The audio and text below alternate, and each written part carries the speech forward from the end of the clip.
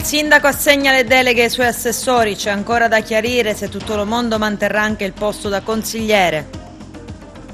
Si arriverà alla chiusura totale, ma intanto Musumeci chiede a Conte una deroga per bar, ristoranti e teatri. Finti pescatori tunisini stavano sganciando 2 barchini con a bordo dei migranti, sono stati fermati dalla Guardia di Finanza e dalla Procura di Agrigento. Il silenzio significa assenso. Se il comune di Porto Empedocle non si oppone, nell'area ex Monte Edison ci sarà un impianto per rifiuti pericolosi.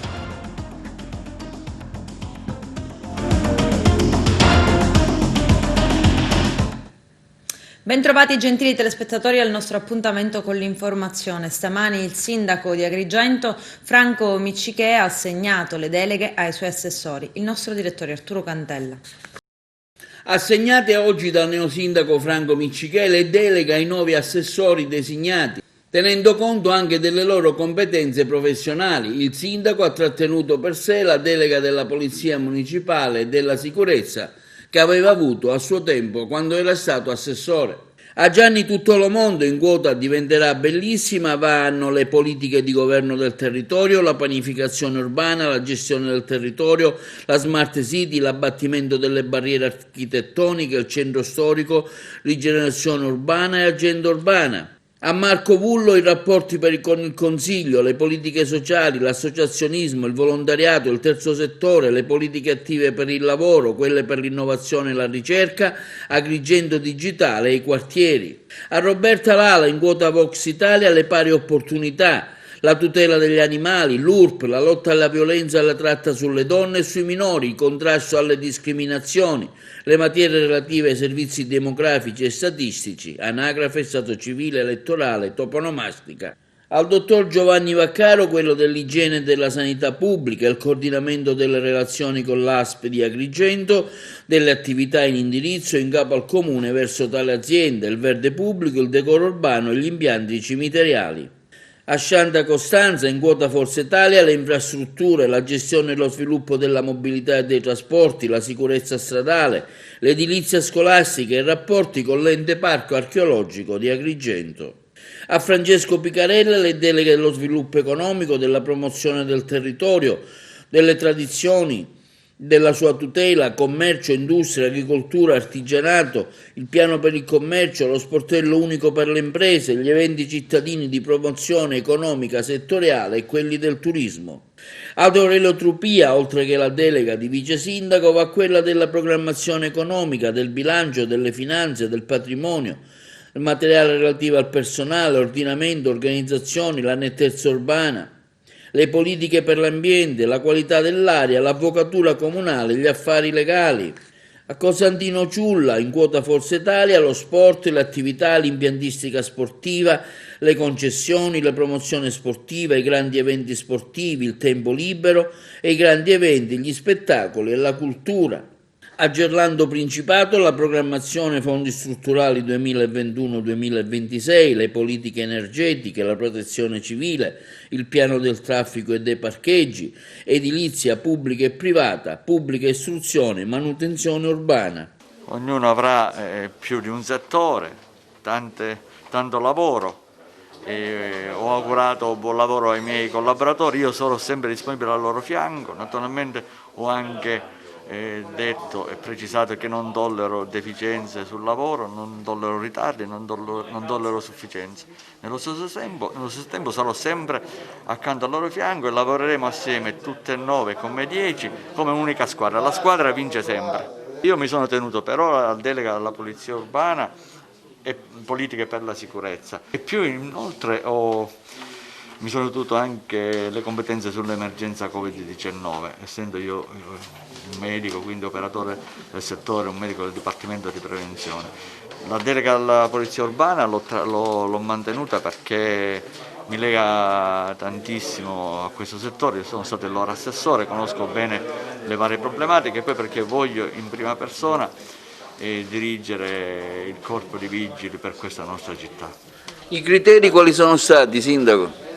Ma i criteri sono stati in base alle varie professionalità, alle varie competenze, quindi abbiamo un po' capito cosa ognuno poteva fare o meglio era portato a fare. Soddisfatto abbastanza, soprattutto per quanto riguarda le barriere architettoniche, perché capite bene che nella mia condizione, che io vivo in prima persona, quello che vivono molte altre persone. Sarà importante perché ad Agrigento mancano gli scivoli a partire da questo, che molti luoghi non sono ancora accessibili.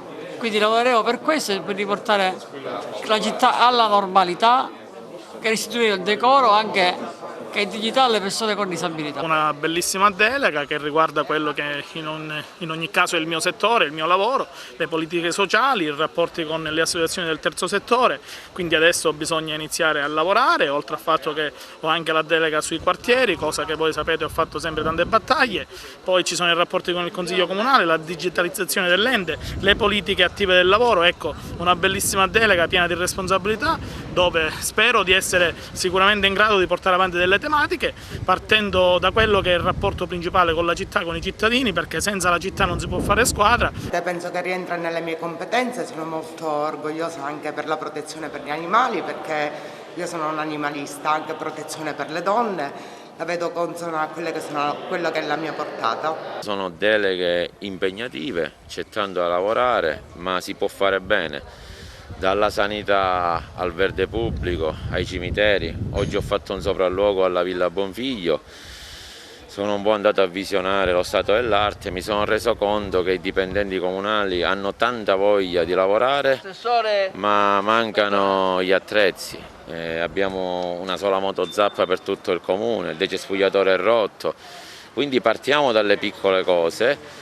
Iniziamo a mettere i dipendenti che sono amici nostri nelle condizioni di poter lavorare. Poi per la sanità, come ha detto il dottore Miccichè, c'è tanto da fare, si vorrebbe istituire un ufficio Covid.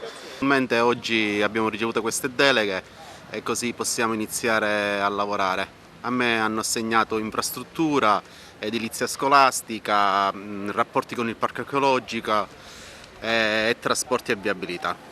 Il parco per noi è una grande risorsa, quindi dobbiamo tenerci sempre in contatto sia col direttore che col presidente del parco e portare avanti tante belle iniziative per risollevare Agrigento. Una grande responsabilità e al di là del fatto che ci hai scelto come, come uomini che ti staranno accanto in questa attività amministrativa, alla fine ti ha scelto la città e noi siamo consapevoli, credo di parlare anche a nome degli altri, siamo consapevoli del grande impegno che dobbiamo mettere e che metteremo sicuramente al tuo fianco per Agrigento, sempre e solo per Agrigento. Le deleghe che mi sono state assegnate da parte del sindaco sono delle deleghe molto impegnative e di questo ne sono onorato perché molto probabilmente crede che io le possa portare avanti in maniera celere e in maniera corretta. È una delega impegnativa, una delega importante, quella assegnatami questa mattina dal sindaco. Parliamo di sport, parliamo di spettacolo, parliamo di cultura, parliamo di deleghe che sono l'anima dello sviluppo che potrebbe essere lo sviluppo economico della nostra città che appunto ci caratterizza per il clima, l'ambiente, si presta benissimo a questo ambito, nonché la nostra Valle dei Templi è il fiore all'occhiello di Agrigento ma di tutta la Sicilia e dell'Italia. Occuperò di settori importanti quali i settori relativi all'edilizia pubblica, l'edilizia privata, l'energia e quindi ci sarà un grosso impegno da parte nostra, ci sarà da riattivare una macchina che andava un po' a fari spenti, riorganizzare un pochettino gli uffici, sia gli uffici dal punto di vista pubblico che infrastrutturale e metteremo tutto il nostro impegno per fare bene. La trama sembra essere quella del fortunato film Il 7 e l'8 del duo siciliano Ficarra e Picone. I protagonisti sono stati scambiati alla nascita nelle culle con il numero 7 e 8 dall'infermiere interpretato da Tony Sperandeo, arrabbiato col destino che gli aveva fatto perdere il primo premio della lotteria. Ed accade ad Agrigento che il secondo più votato nella lista diventerà bellissima al Consiglio Comunale Roberta Zicari, in realtà non sia il secondo ma il terzo, così il terzo diventa il secondo ed adesso il secondo è l'assessore Gianni Tuttolomondo, che in realtà ha ottenuto 5 voti in più superando Roberta Zicari. Tuttolomondo non esclude di mantenere entrambe le cariche. Arturo Cantella. Per un errore di 5 voti riscontrati nel ricontrollo dei verbali elettorali effettuato dal comune di Agrigento, Gianni Tuttolomondo supera Roberta Zicari nella lista Diventerà Bellissima, che viene così a perdere il posto di consigliere verso lo stesso Tuttolomondo, che nel contempo è anche assessore designato nella giunta Miccichè. Le preferenze ottenute da Gianni Tuttolomondo sono così 257, mentre quella di Roberta Zicari si fermano a 252. Conferma arrivata stamani dall'ufficio elettorale a conclusione dell'operazione di voto. La questione diventa ora squisitamente politica. Gianni Tuttolomondo potrebbe rinunciare a fare il consigliere comunale, essendo lo stesso stato nominato assessore, e lasciare il posto a Roberta Zicari, fedelissima dell'onorevole Giusy Savarino, fa parte anche della sua segreteria particolare. La Savarino, ricordiamo, è presidente della Commissione Territorio Ambiente. Diventerà Bellissima, quindi, grazie all'apparentamento con Franco Miccichè, ha così ottenuto 2 seggi, prima eletta Claudia Longi, seguita da Roberta Zicari fino a ieri. Oggi invece Gianni Tuttolomondo, inizialmente terzo, che scavalca Roberta Zicari ottenendo 5 preferenze in più. Il dato a quanto pare è questo, adesso vedremo il da farsi, insomma, parlando col partito e vedremo nei prossimi giorni.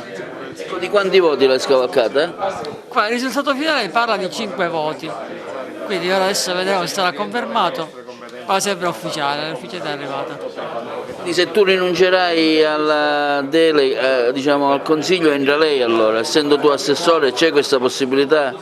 È una possibilità concreta, vedremo successivamente. Devi anche concordare con la tua parte politica, no? Ovviamente, sarà un lavoro di squadra perché siamo una squadra, adesso prenderemo le decisioni nei prossimi giorni. Prima o poi arriveremo alla chiusura totale, parole del presidente della regione Nello Musumeci all'Ars, annunciando un DDL con deroghe all'ultimo DPCM del premier Conte. Musumeci spiega: il peggio arriverà, ma perché farlo arrivare prima? Vediamo. Il disegno di legge lo offriamo alla valutazione del Parlamento, poi naturalmente sarà il Parlamento a decidere come sempre. Noi siamo mossi solo dal desiderio di vedere ripristinate le prerogative che appartengono ad una regione a statuto speciale. Se c'è una prerogativa riconosciuta ad una regione del nord Italia che ha uno statuto autonomistico, non si capisce perché la stessa prerogativa non debba essere riconosciuta alla estrema regione del sud. Che poi quella prerogativa debba essere utilizzata nel momento in cui si ritiene da parte del Comitato Tecnico Scientifico e da parte della valutazione del dato epidemiologico che possa essere utilizzata in un determinato momento piuttosto che un altro momento, questo attiene alla responsabilità del governo e del presidente della regione. Quindi nessuna voglia di volere assolutamente negare la gravità del momento, stiamo soltanto facendo quello che ha fatto una regione autonoma, in questo caso una provincia autonoma del nord, su alcune materie, cominciando dagli spazi culturali, che per noi è materia di potestà esclusiva, perché come sapete noi riteniamo che gli spazi culturali possano essere assolutamente tenuti aperti nel rispetto delle regole. Questo per quanto riguarda il disegno di legge che nelle prossime ore affideremo alla Presidenza dell'Assemblea. Il Vicepresidente Di Mauro richiamava un concetto che mi sembra significativo, lo dico soprattutto per richiamare l'attenzione dei siciliani che ci seguono da casa. Stasera non si è fatto cenno ad una delle cose più importanti degli ultimi 50 anni, al Recovery Fund. oltre 20 miliardi di euro a disposizione della Sicilia, non sappiamo ancora i criteri gestionali e procedurali, e mi chiedeva il vicepresidente Di Mauro, credo ci fosse stato anche un altro riferimento da parte dell'onorevole Tancredi, quali infrastrutture pensiamo di poter inserire nella programmazione. È stato detto: le infrastrutture che daranno un protagonismo alla Sicilia nell'area mediterranea, perché parliamo del collegamento stabile nello stretto di Messina, parliamo di un porto hub, non decidiamo quale perché questa valutazione appartiene, come lei sa, al governo nazionale, parliamo di uno scalo intercontinentale che possa ridare una logica al sistema aeroportuale dell'isola, soprattutto in rapporto alle tratte intercontinentali. Parliamo della velocizzazione della ferrovia che da Castelvetrano deve raggiungere Ragusa, parliamo del completamento dell'autostrada che da Mazzara del Vallo deve poter arrivare a Gela, parliamo delle reti idriche urbane che sono diventate un colabrodo e che da 40 anni non vengono riqualificate, parliamo della rete fognaria urbana, parliamo della tutela del territorio, delle infrastrutture sociali, ecco, solo per fare alcuni esempi, proprio perché abbiamo il dovere di guardare a cosa sarà la Sicilia fra 10, 15, 20 anni. Diceva bene l'onorevole Laccoto, al quale voglio esprimere il mio saluto e augurio di buon lavoro per il suo ritorno in aula. Diceva bene: il politico pensa alla prossima campagna elettorale, lo statista pensa al futuro. Stasera il problema è capire se il Presidente della Regione si è iscritto al partito dei negazionisti o al partito dei garantisti. Bene, bisogna essere chiari. Sappiamo tutti che prima o poi arriveremo alla chiusura totale. Lo sappiamo, è inutile fare ipocrisia. Proprio io ieri ho dichiarato alla stampa: prepariamoci al peggio, perché il peggio arriverà. Perché farlo arrivare prima? Perché se la mobilità, se il pendolarismo è il vero amico del Covid, del virus, perché impedire ad un ristorante di chiudere di restare aperto dopo le 18? Perché impedire ad una famiglia di andare al teatro o al cinema? Perché il Presidente della Regione con alcuni suoi assessori va a Noto, nella capitale del barocco, per dire a Bocelli: lei rappresenta un segnale di rivincita e di riscossa di una terra che non intende arrendersi di fronte alla forza bruta del morbo. Perché non avere questa creatività, questa fantasia? Come si può dire che io sia iscritto al partito dei negazionisti? Come si può dire che oggi da parte nostra non ci sia la responsabilità necessaria? Nessuno in questa sala può spiegare a me a cosa serva il coraggio per cadere e rialzarsi. Nessuno. Nella vita politica e nella vita privata. Ecco perché tutti dobbiamo avere il coraggio delle nostre scelte, ognuno nel proprio ruolo. Per quanto riguarda la drammaticità del momento, questo governo sa assumersi la responsabilità delle proprie scelte, confidando nella collaborazione di questo Parlamento, perché questo vuole il popolo siciliano. Tamponi rapidi ai medici di famiglia a carico dello Stato e polemiche sulla sicurezza. I dettagli nel servizio.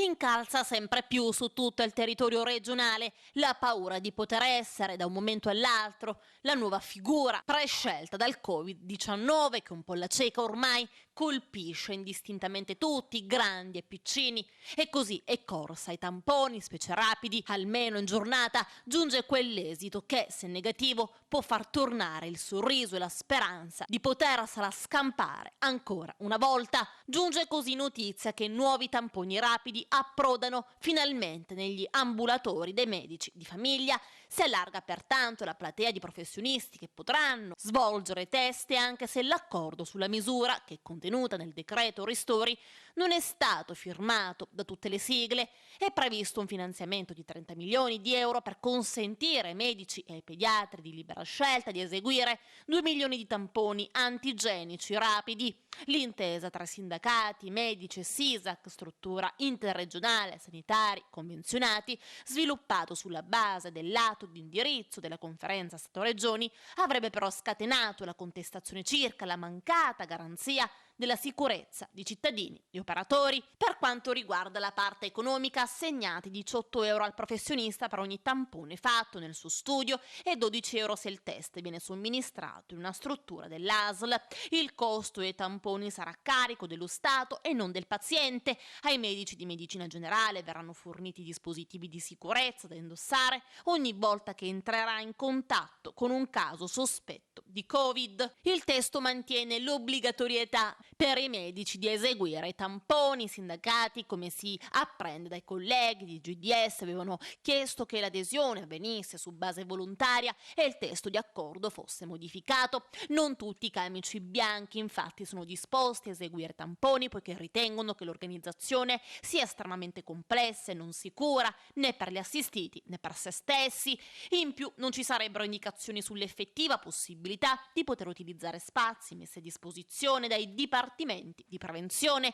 Le nuove disposizioni, compreso il trattamento economico, entreranno nell'accordo collettivo nazionale stralcio, il contratto di lavoro dei medici convenzionati. Sarebbe invece stata accolta la richiesta che riguarda la strumentazione per la diagnostica che le regioni distribuiranno ai medici di medicina generale in seguito ad una spesa di 258 milioni di euro. La formazione e i costi per la manutenzione non dovrebbero essere più in carico ai professionisti, ai quali vengono assegnate le attrezzature come era stato indicato inizialmente. Questa seconda parte dell'accordo è stata prevista sia per consentire una più efficace presa in carico degli assistiti che per ridurre la pressione sui presidi ospedalieri e sulle strutture sanitarie e limitare di conseguenza le occasioni di esposizione al rischio di contagio. La FPCGL dice 2 milioni di test da distribuire entro fine anno a 53.000 medici di famiglia su tutto il territorio nazionale. Significa che ogni singolo professionista farà un solo tampone al giorno. Ci si chiede se valeva per davvero la pena di organizzare tutto questo per un risultato così piccolo.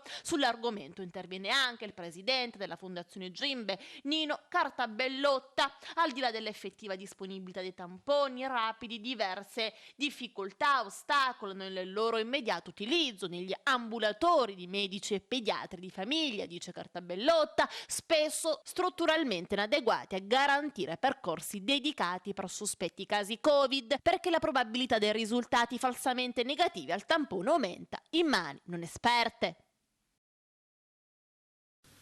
Sembra essere stata circoscritta la curva dei contagi a Galati Mamertino, uno dei comuni dichiarati zona rossa in Sicilia.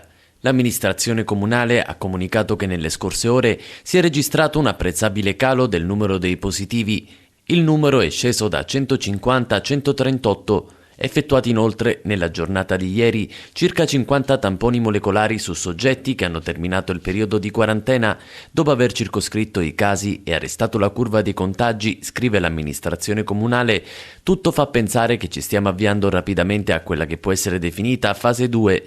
Continuiamo a collaborare rispettando le prescrizioni, siamo sicuri che molto presto ne verremo fuori. Intanto da più parti arrivano gesti di solidarietà verso la popolazione del comune dei Nebrodi off limits dallo scorso 13 ottobre. Alcuni imprenditori hanno effettuato delle donazioni, mentre nelle scorse ore beni di prima necessità sono stati consegnati dal gruppo volontari della Protezione Civile di Capodorlando. L'amministrazione comunale ha già inviato richieste per ottenere sussidi e aiuti economici in favore della popolazione, imprese e esercizi commerciali pesantemente colpiti dalla chiusura. Proseguono i controlli delle forze dell'ordine per verificare il rispetto delle norme anti-Covid, soprattutto all'interno degli esercizi pubblici nell'Agrigentino. Un dipendente di un supermercato di Villa Seta è stato sanzionato con una multa di 400 euro perché sorpreso all'interno del locale con la mascherina abbassata. Nella giornata di lunedì invece la polizia locale di Agrigento è intervenuta in via Atenea, dove ha formalmente richiamato un commerciante che, dopo aver chiuso l'attività alle 18 come prevede il nuovo decreto, ha aumentato la musica a tutto volume in segno di protesta. Per lui solamente un richiamo dopo un confronto con gli stessi agenti e poi il ritorno alla normalità. Durante i servizi di osservazione e pattugliamento predisposti di concerto con la Procura della Repubblica di Agrigento, il personale del reparto operativo aeronavale della Guardia di Finanza ha proceduto al fermo all'interno delle acque nazionali di un motopesca battente bandiera tunisina. A bordo del peschereccio sono stati rinvenuti 15 migranti, di cui alcuni minorenni, in procinto di sbarcare nella vicina isola di Lampedusa tramite 2 barchini trainati dal medesimo peschereccio. Il comandante KS, queste le iniziali, 39 anni, pluripregiudicato, già ricercato dall'autorità giudiziaria, e il membro dell'equipaggio MZ, 50 anni, sono stati posti in stato di fermo per il reato di favoreggiamento dell'immigrazione clandestina e di motopesca sottoposto a sequestro. L'operazione delle Fiamme Gialle ha confermato ancora una volta il sistema degli sbarchi con l'ausilio di una nave madre simulante una battuta di pesca. Nella giornata di domani è attesa la convalida da parte del GIP del Tribunale di Agrigento. Matteo Salvini dovrà presentarsi anche al Tribunale di Palermo il 12 dicembre davanti al giudice dell'udienza preliminare Lorenzo Giannelli. La procura diretta da Francesco Lovoi chiede che l'ex ministro dell'Interno sia processato per il caso Open Arms. Nell'agosto 2019 107 migranti rimasero bloccati a bordo della nave dell'ONG per 6 giorni. I reati ipotizzati dal Tribunale dei Ministri del capoluogo sono 2: sequestro di persona aggravato e rifiuto di atti d'ufficio. Il 31 luglio il Senato ha votato l'autorizzazione a procedere. Nei giorni scorsi le carte sono arrivate a Palermo e adesso parte la richiesta di rinvio a giudizio firmata dal sostituto procuratore Geri Ferrara, dall'aggiunto Marzia Sabella e dal procuratore capo. L'ufficio GIP ha fissato l'udienza preliminare, proprio come accaduto a Catania. Sabato 3 ottobre però la procura, diretta da Carmelo Zuccaro, ha insistito per il non luogo a procedere nonostante le accuse del Tribunale del riesame di Catania, accuse che vengono ribadite dal Tribunale dei Ministri di Palermo per il caso Open Arms, e la procura mostra di condividerle. Silvana Saguto, allora presidente della sezione misure di prevenzione del Tribunale di Palermo, era la giudice simbolo dei sequestri ai boss. Oggi rischia 15 anni e 4 mesi di carcere. Vediamo. 5 anni tutto sommato trascorsi veloci dal primo avviso di garanzia, eppure sembra di raccontare una storia d'altri tempi. Silvana Saguto, l'allora presidente della sezione misure di prevenzione del Tribunale di Palermo, era la giudice simbolo dei sequestri ai boss, la vera frontiera della lotta alla mafia, ripeteva lei nei convegni e nelle manifestazioni. La chiamavano pure per fare da consulente in Parlamento, e nel suo ufficio al piano terra del nuovo palazzo di giustizia c'era sempre un gran via vai. Ai finanzieri dell'allora nucleo di polizia tributaria di Palermo però bastò piazzare una microspia in quell'ufficio per far emergere il bubbone dell'antimafia, e oggi è il giorno del verdetto per l'ormai ex giudice. Radiata dal Consiglio Superiore della Magistratura, il Tribunale di Caltanissetta, presieduto da Andrea Catalano, entrerà in Camera di Consiglio. Pubblici ministeri Maurizio Bonaccorso e Claudia Pasciuti hanno chiesto una condanna esemplare, 15 anni e 4 mesi di carcere per lei. Le vengono contestati l'associazione a delinquere, la corruzione e l'abuso d'ufficio. Condanne pesanti sono state sollecitate anche per il suo cerchio magico di amministratori giudiziari che con lei brigavano. Eppure ad essere imputato con lei c'è il marito. La procura infatti chiede 9 anni e 11 mesi per l'ingegnere Lorenzo Caramma, che usufruì di una montagna di incarichi elargiti dal re degli amministratori, l'avvocato Gaetano Cappellano Seminara. L'altro grande accusato di questo caso, secondo i PM, avrebbe dato dei soldi alla giudice per far fronte ai suoi debiti. Per lui sono stati chiesti 12 anni e 3 mesi. Sono 15 gli imputati in tutto, e PM anni hanno chiesto 11 anni e 8 mesi per l'ex professore della Core Carmelo Provenzano, che la Saguto voleva lanciare come nuovo re delle misure di prevenzione dopo le polemiche attorno a Cappellano Seminara. 2 anni sono stati sollecitati per Walter Virga, giovane figlio di un giudice Tommaso assolto nel rito abbreviato, messo a guidare con poca esperienza l'impero sequestrato ai Rappa. 10 anni e 5 mesi per l'amministratore giudiziario Roberto Sant'Angelo, 6 anni per l'ex prefetto di Palermo Francesca Cannizzo, 8 anni e 1 mese per il tenente colonnello della finanza Rosolino Nasca, chiesti 4 anni e 4 mesi per il professore Roberto Di Maria, 5 anni per Maria Ingarau, moglie di Provenzano, 4 anni e 6 mesi per Caloggia Ramanta, la cognata. Nella lista della procura c'è anche Lorenzo Chiaramonte, che avrebbe dato un incarico a un amico, la richiesta di 2 anni e 6 mesi per lui, eppure il figlio della giudice Emanuele, 6 mesi per una tesi che sarebbe stata scritta da Provenzano, e infine 2 richieste di assoluzione per il padre della Saguto Vittorio, accusato di aver aiutato la figlia a riciclare dei soldi, e per l'avvocato Gabriele Aulo Gigante. In 70 capi d'accusa c'è la gestione dei beni sequestrati, che finivano sempre agli stessi amministratori, e poi loro facevano altre nomine di favore tra amici e parenti. Qui non c'è la prova che tutti sono colpevoli, ma che tutti sono innocenti, è stata la sua frase più celebre in aula, introdotta da un colpo di scena. Qualche giorno fa ho ritrovato un'agendina e inizio a sbandierarla. Qui segnavo quelli che mi facevano delle segnalazioni, tutti mi facevano segnalazioni e io nominavo sulla fiducia. Eccolo il sistema Saguto, basato sulla fiducia, la sua, quella di Silvana, che al processo si è vantata di aver appreso il mestiere di magistrato da Falcone, Borsellino e Chinnici, ma le intercettazioni raccontano comunque la parabola di una giudice che viveva al di sopra delle sue possibilità economiche. La giudice più potente dell'antimafia doveva infatti pagare 10.000 euro per le spese fatte con la sua carta di credito e non sapeva come fare, altri 16.000 euro con il supermercato sequestrato alla mafia, e poi c'erano i figli che spendevano dai 14 ai 15.000 euro al mese. Così almeno hanno ricostruito i pubblici ministeri. Adesso c'è la pubblicità, tra poco vi aspetto. Incontro stamane tra il sindaco di Agrigento Franco Miccichè e la protezione civile. Tra i temi affrontati quello dell'emergenza Covid e dell'allerta meteo. Vediamo.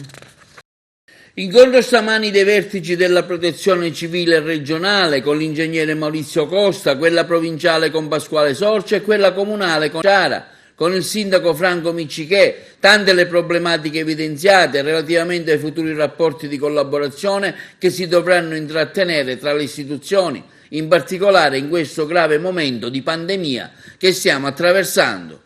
Ma intanto ho richiamato il fatto che la macchina di protezione civile si compone delle varie funzioni, comune, provincia e regione, che in questo quadrilatero, in questi 4 punti, devono chiudere tutte le attività di protezione civile. Quindi brevemente riassunto quali sono le competenze di ogni singola amministrazione, e ho richiamato soprattutto l'amministrazione, gli assessori in pectore per le deleghe che avranno, al mettere in atto le norme comportamentali che derivano dall'attività di protezione civile, soprattutto per l'emissione degli allerta che verranno purtroppo sicuramente emanati. Così come abbiamo un po' affrontato il problema dell'emergenza Covid, che temo che nei prossimi giorni e settimane avrà un impatto sociale che cerchiamo di limitare al più possibile, ma per il quale la macchina comunale deve essere assolutamente preparata. La protezione civile ha un ruolo importante in questi casi. Noi diamo delle indicazioni, noi cerchiamo di responsabilizzare gli enti locali, i comuni, a essere autonomi a risolvere i problemi, perché è giusto che il padrone di casa si occupa della propria casa. Però noi come macchina regionale siamo assolutamente in grado di intervenire, supportare e aiutare l'amministrazione in caso di emergenza e di ordinario. Sì, il sindaco ha voluto convocare intorno a un tavolo praticamente tutte le componenti della protezione civile, comunale, provinciale e regionale, per rendersi conto già da subito di quelli che sono i dettami previsti per legge, ma anche le singole operatività. È chiaro, come diceva l'ingegnere Costa, che la protezione civile è innanzitutto estrema sinergia tra tutte le componenti, sinergia che noi abbiamo messo in atto sempre, ci siamo sempre trovati bene sia con la componente provinciale che con quella regionale. Si parlava in questo tavolo di programmazione e di operatività. Il sindaco, nella sua qualità di autorità comunale di protezione civile, ha dato subito precise indicazioni su quelli che devono essere gli sbocchi anche in termini di piani di protezione civile, via di fuga e quant'altro. C'è tutta la buona volontà di cominciare a programmare e essere operativi da subito. Troppo silenzio sul progetto di impianto per rifiuti a Porto Empedocle, ad affermarlo è Mariamico Agrigento. Il tema è scottante e tiene banco da alcune settimane, anche se TVA ve ne aveva già parlato ieri. A Porto Empedocle, appena sotto la casa natale di Luigi Pirandello ed a poca distanza dalla Valle dei Templi, vogliono realizzare un impianto di recupero dei rifiuti speciali e pericolosi come il famigerato cemento amianto, la cui polvere provoca il mesotelioma pleurico. Tutto ciò sta accadendo nel completo silenzio da parte delle istituzioni. Mariamico spiega: tale impianto preoccupa sia gli empedoclini che gli agrigentini, visto che il sito scelto è spazzato costantemente dal vento del mare che spingerebbe le polveri verso le vicine abitazioni. L'amministrazione empedoclina ha il dovere di studiare e opporsi a tale scellerato progetto e non attendere il vicino termine del silenzio assenso. Il cimitero comunale di Porto Empedocle, in occasione dell'annuale commemorazione dei defunti, rimarrà aperto tutti i giorni dalle ore 8 alle ore 18. Inoltre, a seguito delle vigenti disposizioni normative di contrasto all'emergenza epidemiologica da Covid-19, le modalità di accesso al cimitero comunale saranno le seguenti. L'accesso sarà consentito ad un massimo di 100 persone alla volta. Ogni persona potrà trascorrere al cimitero massimo 30 minuti. Obbligo di accesso al cimitero comunale muniti di dispositivi di protezione individuale, obbligo di distanziamento tra le persone per non meno di 1 metro ed assoluto divieto di assembramento. Il Lions Club di Agrigento raccolgono gli occhiali usati per poi ridonarli. Arturo Cantella. Tra le attività del Luiserve del Club Lions c'è quello della raccolta degli occhiali usati, che nel tempo ha suscitato importanti successi raggiunti. A te non servono più, ma possono aiutare qualcun altro a vedere. E questo è lo slogan usato da Lions Club. I risultati ottenuti grazie al lavoro di tanti volontari Lions che si dedicano alla raccolta diversi importanti punti che si occupano di tale iniziativa, con tanti esercizi pubblici che volontariamente danno il loro contributo. Anche il Lions Club di Agrigento Valle dei Templi, diretto dalla presidente Mariella Antinoro, si occupa di tale iniziativa, sensibilizzando tanti a occuparsi alla donazione di occhiali usati, che debitamente ricondizionati verranno donati a chi ne ha veramente bisogno. Ogni anno il Club Agrigento Valle dei Templi si associa, collabora al grande lavoro che il Centro Raccolta Italiano per gli Occhiali Usati, che ha sede a Chivasso, si adopera per poter raccogliere tutti gli occhiali in disuso che per noi possono non valere niente, ma che verranno sanificati, verranno riposizionati e saranno destinati a delle missioni in quei paesi dove è richiesto grande bisogno.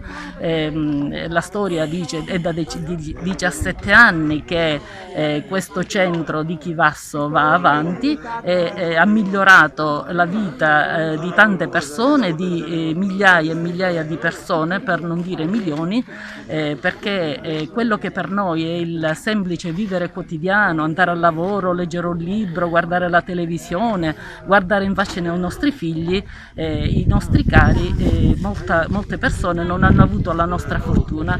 E il Lions Club Agrigento Valle dei Templi si adopera ogni anno con il cuore a distribuire in diversi centri delle scatole per poter essere riempiti e svuotate. Vi facciamo un appello allora ai tanti. Sì. Abbiamo diversi punti, tra questi punti abbiamo l'ottica La Rosa di Favara, l'ottica Meli di Favara, abbiamo l'ISORS, il centro ISORS che si trova al villaggio Mosè, in via Lombardia 50, a donare. Abbiamo pure due farmacie, la farmacia Saieva di Favara e la farmacia Pennino di Favara.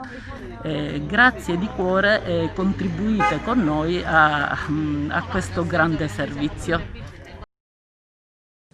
Appuntamento tematico organizzato dalla società Dante Alighieri, presieduta da Enza Ierne. Il titolo dell'incontro, rigorosamente telematico, è Educare alla virtù. Sarà possibile seguirlo dunque streaming domani, giovedì 29 ottobre, alle ore 16, digitando www.facebook.com/telepirandello-agrigento/. Con questo è tutto, termina qui l'edizione del telegiornale. Grazie per la gentile attenzione e per essere stati con noi. A presto.